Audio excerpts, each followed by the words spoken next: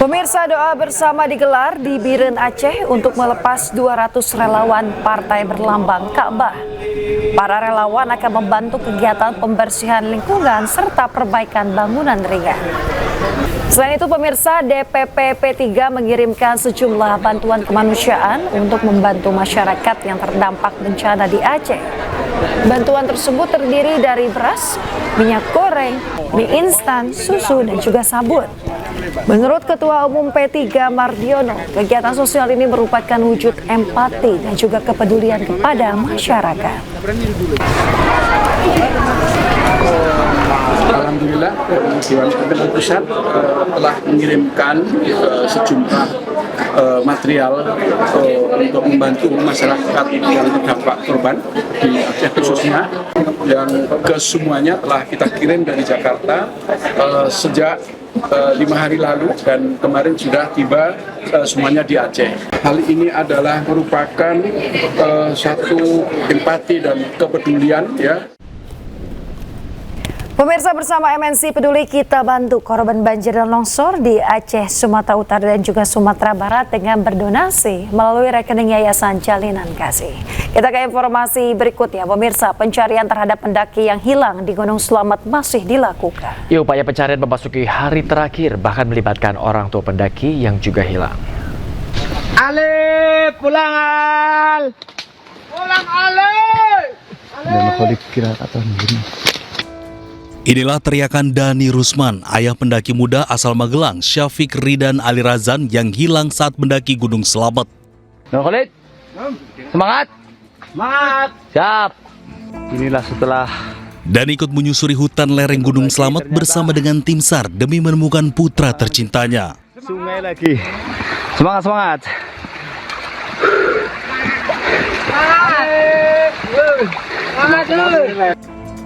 Upaya pencarian Syafiq Ali terus dilakukan memasuki hari terakhir pencarian oleh tim SAR gabungan bersama relawan.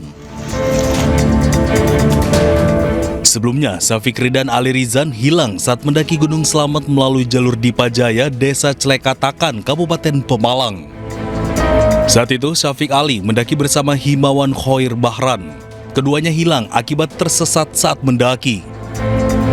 Himawan berhasil selamat dan ditemukan tim SAR, namun Syafiq Ali hingga saat ini belum ditemukan. Diduga Syafiq Ali berada di wilayah berbahaya antara pos 4 dan pos 5 dekat aliran sungai dan jurang yang licin. Tim Liputan iNews melaporkan. Pemirsa, polisi mengungkap motif dibalik pembunuhan anak politisi PKS di Cilegon, Banten. Pelaku membunuh karena terpergok saat akan merampok di rumah korban.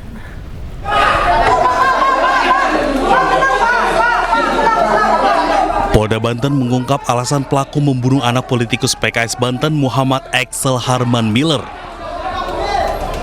Direskrimum Polda Banten mengatakan pelaku membunuh korban karena tekanan utang. Pelaku bangkrut akibat investasi kripto dan meminjam uang ratusan juta rupiah kepada bank serta pinjaman online.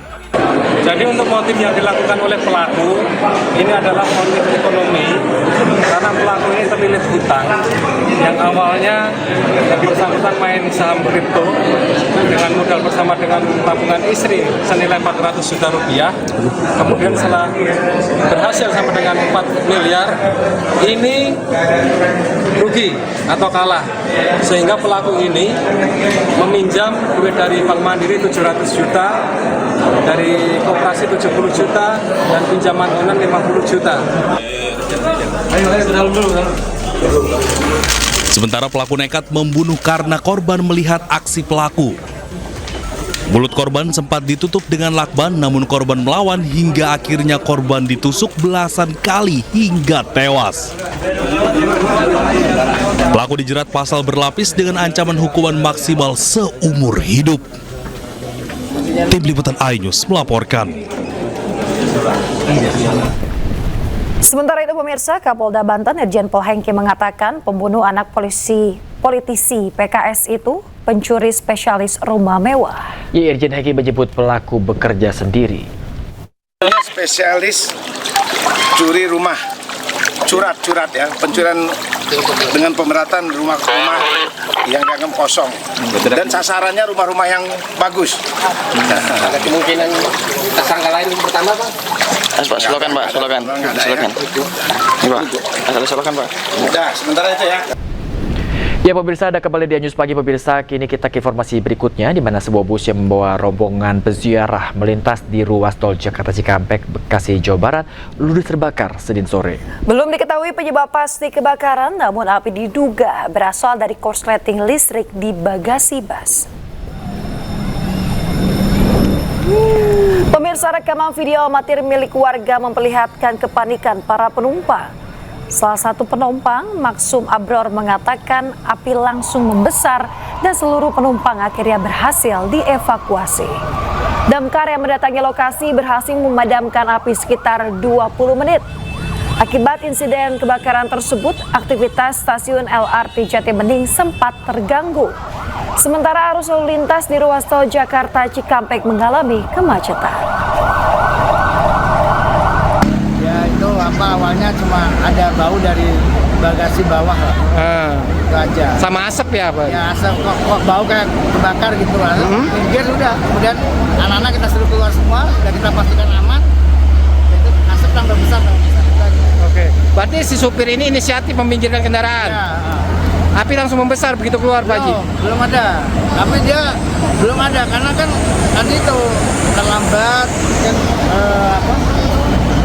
nggak ada pemadam, bisa. Oke.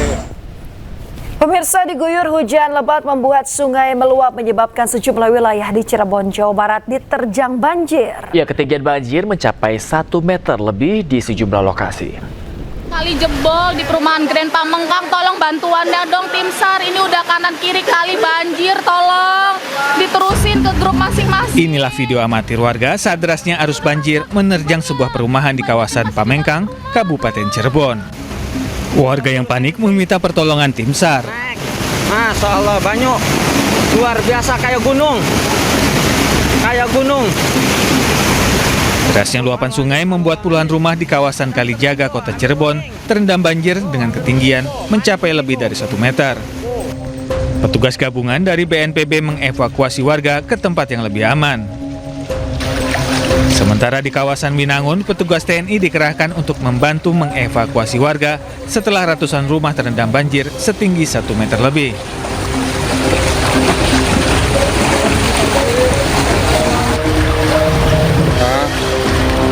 Tidak hanya itu, meluapnya sungai akibat curah hujan tinggi menyebabkan ratusan rumah warga di Desa Pamengkang, Kecamatan Mundu, Kabupaten Cirebon, Jawa Barat terendam banjir Senin malam.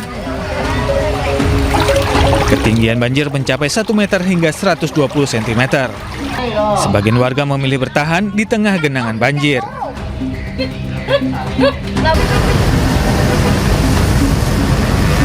Banjir setinggi 60 cm menggenangi jalur Pantura Bypass Kota Cirebon, Jawa Barat. Puluhan kendaraan mogok usai nekat menerjang genangan. Banjir ini disebabkan karena wilayah Cirebon sejak sore diguyur hujan lebat selama 5 jam lebih. Keadaan juga diperparah banjir kiriman dari hulu sungai.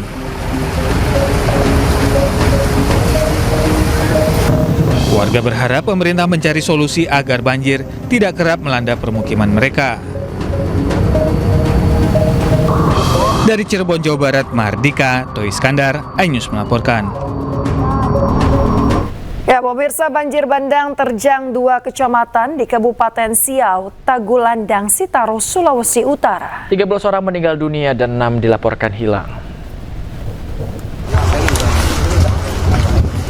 Akibat intensitas hujan yang tinggi dan berlangsung lebih dari 5 jam menyebabkan banjir bandang. Hingga saat ini pemirsa, korban jiwa mencapai 13 orang dan juga 6 orang dinyatakan hilang. Korban meninggal akibat banjir bandang tersebar di 3 desa dan 1 kelurahan. Ketiga desa tersebut adalah Batu Senggo, Peling, dan juga Lakhai. Sementara 1 kelurahan berada di Bahu, Kabupaten Siau. Selain menelan korban jiwa, banjir bandang juga merusak permukiman warga, gedung perkantoran termasuk Mako Polres Kepulauan Sitaro. Personil polisi dan warga berupaya evakuasi korban. Sebanyak 102 warga mengungsi di gereja Betabara, Kelurahan Pasai. Ban 13 ya, 3 masih dicari, kemudian rumah kurang lebih ada 200-an ya yang terdampak kepada banjir tersebut. Pemirsa, viral sebuah jembatan gantung penghubung di 2 desa di Kecamatan Kalumpang, Kabupaten Mamuju, Sulawesi Barat, ambruk saat sedang diperbaiki warga.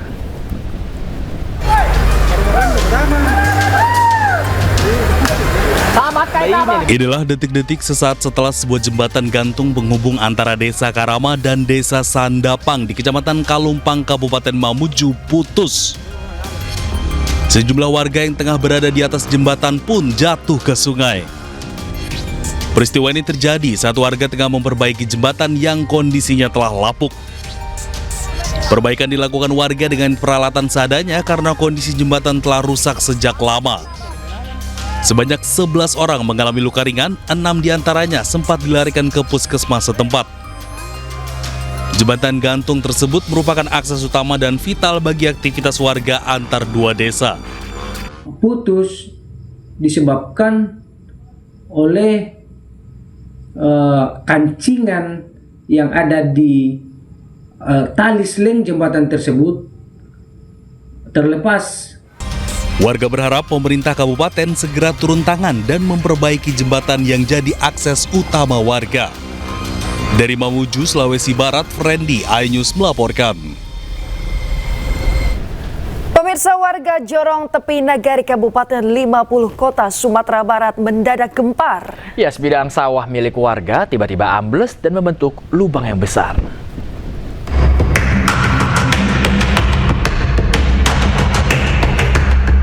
Tanah sawah yang semula padat mendadak ambles dan membentuk lubang besar. Peristiwa ini terjadi saat kondisi cuaca cerah dan tidak terjadi hujan. Hasil pengukuran sementara, lubang ini memiliki kedalaman hingga 5,7 meter dengan diameter sekitar 7 meter.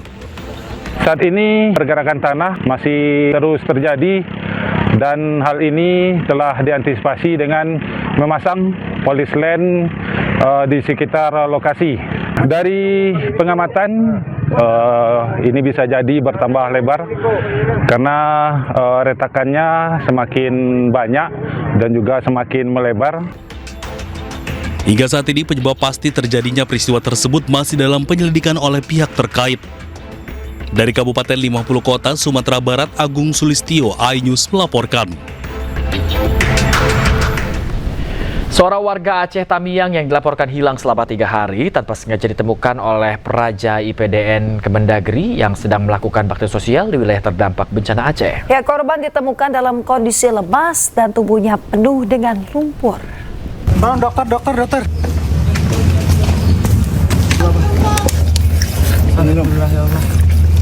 Air lagi. Seorang warga Aceh Tamiang yang dilaporkan hilang selama 3 hari berhasil ditemukan oleh Praja IPDN Kemendagri yang sedang melakukan bakti sosial di wilayah terdampak bencana.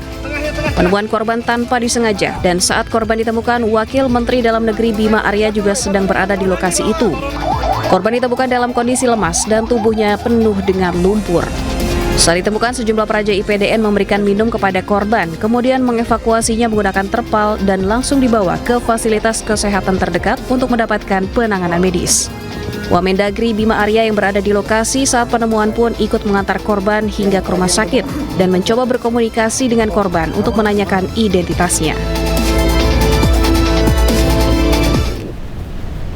Kita ke informasi lain, pemirsa. Hari pertama sekolah, siswa di SMA Negeri 12 Padang yang sebelumnya terdampak banjir bandang susulan mulai mengikuti kegiatan belajar mengajar di sekolah. Ya, sementara siswa SMP Negeri 2 Pidijaya Aceh terpaksa harus kembali pulang karena tidak ada guru yang datang dan gedung sekolah yang masih tertimbun lumpur.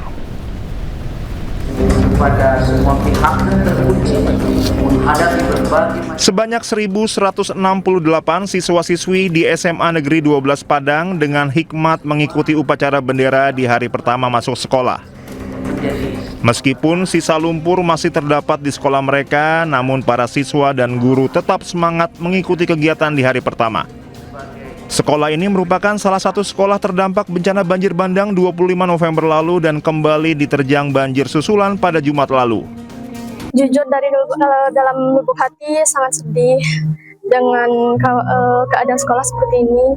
Kami sebagai murid tentu hanya menerima, mungkin ini cobaan dari Allah untuk kami. Jadi kami menerima lapang hati dan lapang dada. Jadi tetap melanjutkan pembelajaran seperti sebelumnya.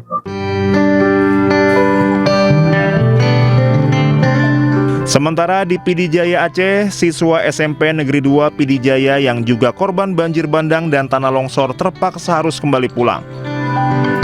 Meski di depan gedung sekolah sudah tersedia tenda darurat, namun hingga menjelang siang tidak ada satupun pihak sekolah yang hadir. Sedih? Sedih, Kenapa merasa sedih? karena tidak bisa sekolah lagi. Kemarin belajar nggak? Nah, Kenapa? hari ini baru sekolah. Rumah kayak mana? Kena banjir nggak? Kena di belakang aja. Baju sekolah aman? Para siswa berharap pemerintah bisa segera membersihkan sedimen lumpur yang menggunung agar mereka bisa kembali belajar normal. Dari Padang dan Pidijaya Aceh, Budi Sunandar, Syukri Syarifuddin, iNews melaporkan. Memasuki hari pertama sekolah, anak-anak korban banjir bandang di Kabupaten Tapanuli Selatan, Sumatera Utara mengikuti proses belajar mengajar di tenda darurat. Raut keceriaan pun terpancar dari wajah para pelajar.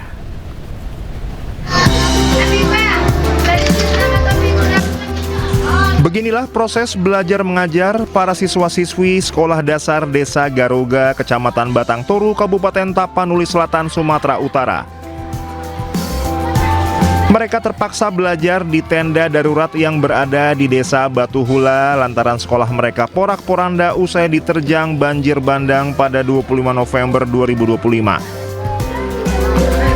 Meski mengalami serba kekurangan, raut keceriaan terpancar dari para generasi bangsa ini.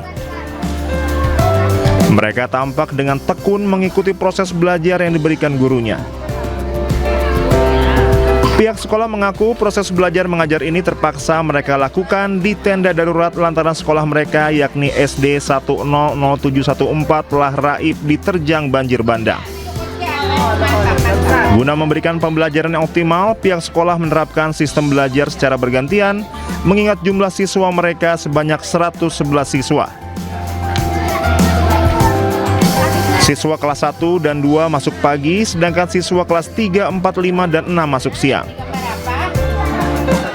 Karena sekolahnya hancur, Pak.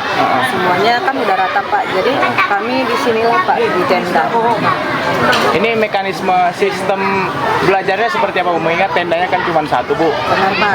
Jadi dibagi dua ya, Pak. Jadi kelas 1, 2 ini masuk pagi. 3, 4, 5, 6 itu dimasuk siang. Sementara itu, orang tua siswa mengaku senang melihat anaknya kembali bersekolah meski di tengah kekurangan. Perasaannya kayak mana lah ya, namanya yang menjadi korban sekolah kayak gini aja pun perasaannya udah senang lah kayak gitu kan. Makanya karena kita pun merasa pendatang di sini, makanya anak-anak pertama di sekolah ini masih kita temani supaya terbiasa nantinya. Para orang tua berharap pemerintah segera membangun sekolah yang telah hancur akibat banjir bandang beberapa waktu lalu. Dari Tapanuli Selatan, Sumatera Utara, Indra Mulia Siagian, iNews melaporkan. Pemirsa, murid-murid sekolah dasar di sejumlah wilayah terdampak bencana mulai bersekolah. Ya, kegiatan belajar mengajar diawali dengan olahraga. Menteri Pendidikan Dasar dan Menengah Abdul Mukti memimpin upacara bendera di hari pertama sekolah di daerah terdampak bencana di Pulau Sumatera. Mendikdasmen memimpin upacara di Kabupaten Aceh Tamiang, Aceh. Selain upacara, kegiatan belajar mengajar diawali dengan olahraga bersama untuk menjaga kesehatan murid dan guru. Kegiatan belajar mengajar dilakukan terbatas dan hanya di sekolah-sekolah yang sudah diperbaiki. Salah satunya SMA 4 Kejuruan Aceh Tamiang. Kami salut kepada Bapak Ibu guru yang menunjukkan dedikasi yang luar biasa, dan semangat itu mudah-mudahan terus dijaga agar kegiatan pembelajaran dapat berjalan dengan sebaik-baiknya. Tadi sempat saya masuk ke kelas juga, Bu Guru sudah mulai memberikan